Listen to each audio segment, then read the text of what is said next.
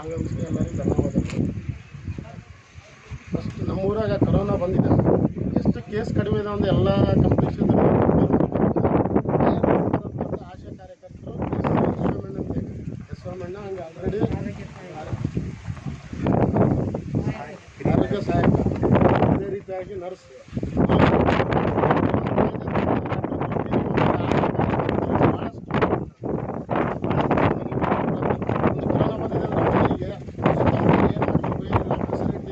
ಎಲ್ಲ ರೀತಿಯಿಂದ ಆಶಾ ಕಾರ್ಯಕರ್ತರು ಆಲ್ಮೋಸ್ಟ್ ಕರೋನಾ ಕಂಟ್ರೋಲ್ ಆಗಿದೆ.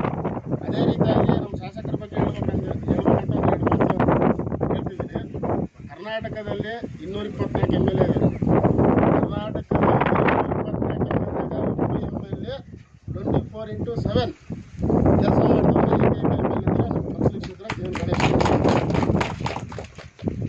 ಇವತ್ತು ಟೀಕೆ ಮಾಡ್ತಾರ. ಯಾರ ಅಪೋಸಿಷನ್ ಮಾಜಿ ಶಾಸಕರ